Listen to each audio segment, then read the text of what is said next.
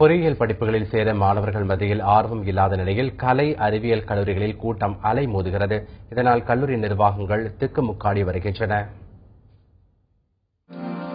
12ஆம் வகுப்பு தேர்வு முடிவு வெளியானதில் 7 லட்சத்திற்கும் அதிகமான மாணவர்கள் தேர்ச்சி பெற்றனர். இதையடுத்து பிஎஸ்சி கணிதம் மற்றும் பிகாம் பிரிவுகளில் சேர மாணவர்கள் அதிக ஆர்வம் காட்டி வருகின்றனர்.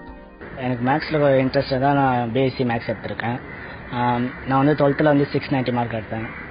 இன்ஜினியரிங் ஜாப் கிடைச்சதும் நான் இன்ஜினியரிங் படிக்க எனக்கு அவ்வளோ இன்ட்ரெஸ்ட் இல்லை, அதனால மேக்ஸ் கொஞ்சம்.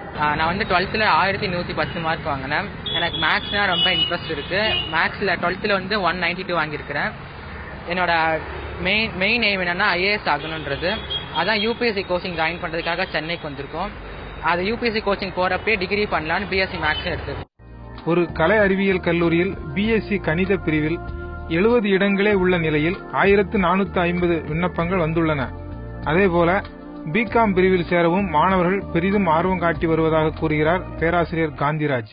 3 ஆண்டுகளுக்கு முன்னாடி எல்லாம் என்ன ஆச்சுன்னா, ஃபெயிலான பசங்களை கூட அட்டெம்ப்ட் பசங்களை கூட சேர்க்க வேண்டிய ஒரு காலகட்டத்தில் அரசு அந்த அறிவியல் கல்லூரிகள் இருந்தன. இப்போ அப்படியே ஒரு ரிவர்ஸ் ஆகி என்ஜினியரிங் மோகம் மாணவர்கள் மத்தியில் குறைஞ்சு அறிவியலுடைய தாக்கம் வந்து மாணவர்கள் மத்தியில் மீண்டும் வந்திருக்கிறதுங்கிறத இங்கே நாங்கள் பதிவு செய்ய கடமைப்பட்டிருக்கிறோம். அதே போல பிசிக்ஸும் சரி, கெமிஸ்ட்ரியும் சரி, பயாலஜி, சுவாலஜி எல்லாத்துக்குமே இந்த தடவை வந்து நிறைய அப்ளிகேஷன்ஸ் எல்லா கலைக்கல்லூரிகளிலுமே நிறைய பேர் வந்திருக்கிறாங்க. சிவில் சர்வீஸ், டிஎன்பிஎஸ்சி போன்ற தேர்வுகளை எழுதவும் படித்து முடித்ததும் வேலை வாய்ப்பிற்கு அதிக வாய்ப்பை தருவதாகவும் கலை அறிவியல் படிப்புகள் இருப்பதால் இந்த படிப்புகளுக்கு மாணவர்கள் மத்தியில் அமோக வரவேற்பு இருக்கிறது என்பதும் பேராசிரியர் காந்திராஜின் கருத்தாக உள்ளது.